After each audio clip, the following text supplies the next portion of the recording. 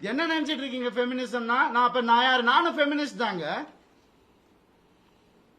எப்படிங்க என் குடும்பத்தையே நான் அகைன்ஸ்டா எப்படிங்க பேசுவேன்?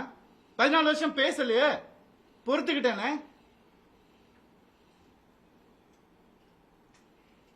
என் பிள்ளைங்களை பார்க்க விட மாட்டாங்க. என்னோட லைஃப் ஹாப்பியஸ்ட் டேன்னு நான் ட்வீட் பண்ண அவனும் நானும் சேர்ந்து டிக் டிக் டிக் படம் நடிக்கும் போது ஏன் பிள்ளைங்க நான் எப்படிங்க விடுவேன்? கேட்டுதான் இருப்பீங்களா இப்படிதான்?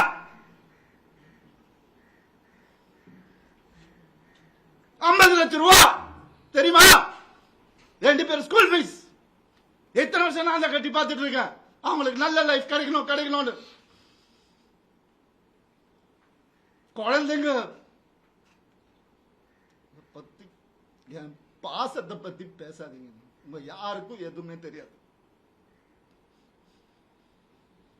டெய்லி நைட் உட்காந்து அவன் செஸ் கத்துக்கிறான். சின்ன பையன் டெய்லி உட்காந்து விளையாடுவான். அவன் கிட்ட தோத்து போவேன் நான். என்ன சொல்றீங்களா? குழந்தைங்க மேல அன்பு இல்லைன்னு பார்க்க விட மாட்டாங்க. போன் கான்ஃபிஸ்கேட் பண்ணி வச்சிருக்காங்க. ஸ்கூலுக்கு பாடி கார்டு அனுப்புறாங்க. என் பசங்க பார்க்கணும் இந்த வீடியோவை. தெரிச்சு தானே ஓடி வந்தேன் நான். அந்த லைஃப் பிடிக்கலன்னு இத்தனை நாள் இருந்தால அப்பெல்லாம் தெரியலையா?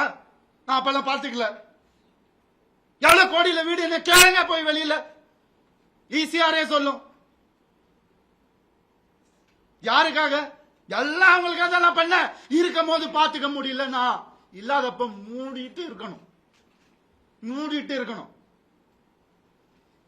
ஒரு குழு அமைச்சு இவங்களை இப்படி காசு கொடுத்து இவங்களா அப்படி எனக்கு தெரியாத அதெல்லாம் பண்றதுக்கு பிறந்து வளர்ந்தவன் சொல்லி கொடுத்ததே நான் தான். ஏன் தெரியுமா? நான் திரும்பி வந்தேன் 6 மாசம் நான் காணாம போயிருந்தேன். வேணாம் தேங்க்யூ. இது ஃபெமினிசம்.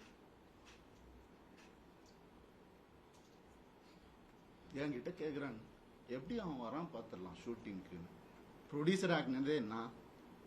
என்கிட்ட கேக்குறாங்க யாராவது பார்த்திருக்கீங்களா? குடும்பமா ஒரு எக்ஸ் குடும்பம் வந்து இன்டர்வியூல வர்றது யாரா பார்த்திருக்கீங்களா? எனக்கே தெரியாது. சர்ப்ரைஸ் தான் வந்து ஏன் மாப்பிள்ள, ஏன் இது, ஏன் அது, எதுக்கு? நான் பாட்டுக்கு தானே இருந்தேன். அப்படியே போயிருக்கலாமே. எதுக்கு சுரண்டி ரத்தம் வர்ற அளவுக்கு உயிர் போற அளவுக்கு சுரண்டுனா என்னங்க பண்றது ஒரு மனுஷன்?